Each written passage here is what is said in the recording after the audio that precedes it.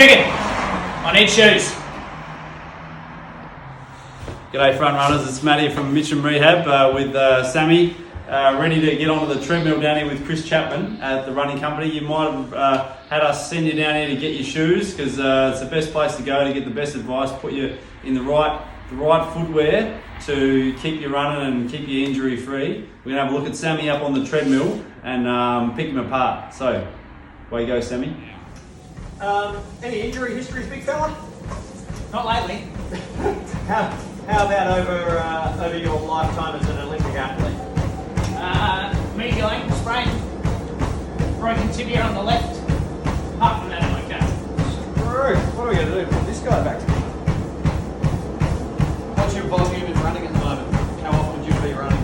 Very minimal. Fair enough. Yeah, so what we look for is pronation. Pronation is a good thing. It's how your body cushions itself. It's a direction of movement. It's where your foot rolls inwards. So we need pronation to occur. It's really the degree of that concerns us. And the way that we check for that is here at the rear foot. So looking at Sam and the range of motion that his foot goes through, as he goes to land, impact, load, on his left foot, he pronates. So that force is moving from the lateral side to the medial side in through there. We can see that this is bowing around so slightly through here on that left foot, and he's dropping through here in particular. So when we put Sammy in some shoes, it'll be interesting to see what happens with this left foot because he's overpronating a little bit through on that left foot. On the right foot, we go to land, impact, load. Now, some people would ordinarily look at that and think that actually he is overpronating a little bit, but Sam's actually quite stable through here.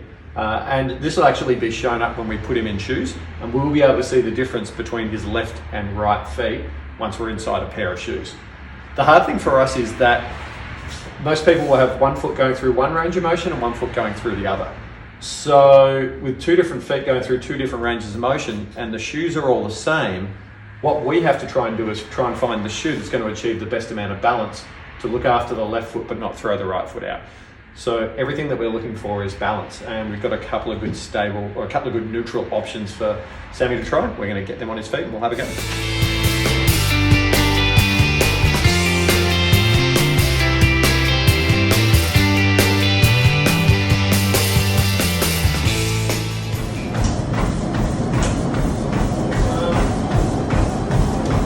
How does that feel, Sammy?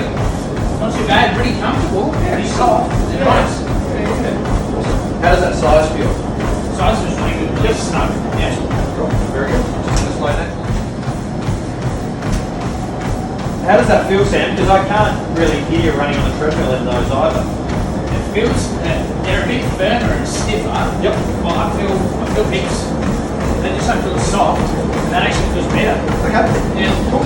Yeah, because everyone likes different things. So my job is to that just feels firmer. Yeah. Awesome. Just going to slow down.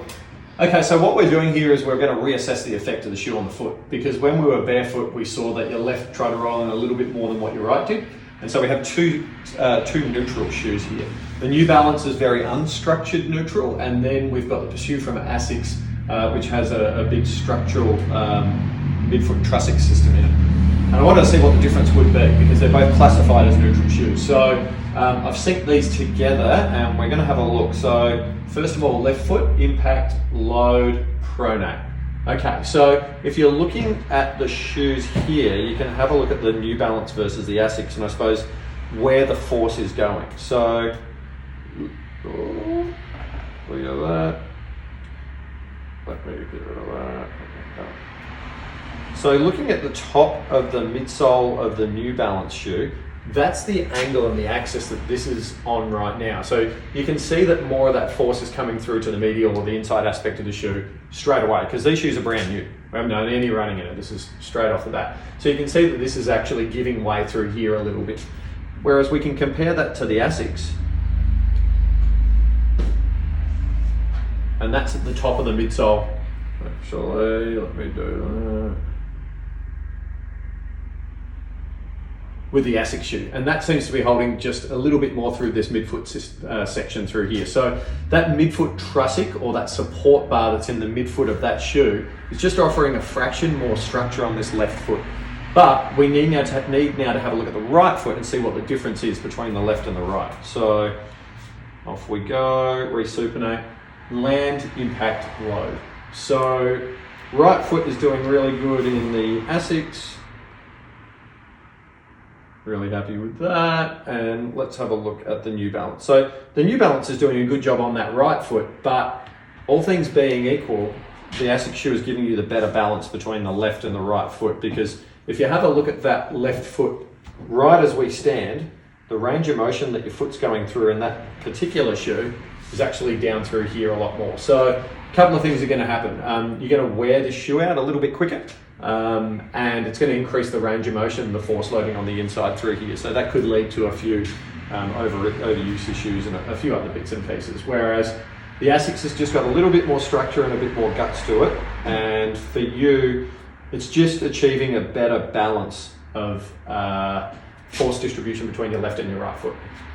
So how did they feel for you? That's the other thing. And that's the really interesting thing, isn't it? I think that's why this whole process is good, is because that New Balance shoe actually feels really comfortable, feels really nice to run in, but it does feel, I can feel my feet moving around a bit more. And just going through this process, which is really quite simple, and you work through it, you can see that picking the right shoe is going to last for longer, and it's going to serve me a lot better. So thanks so much, mate. And it's not to say the New Balance is a bad shoe. It's actually a very good shoe, but in this case, it's just not the right shoe for you. So the ASICS is actually about $40 cheaper. It's going to be more durable. It's going to give you a better result.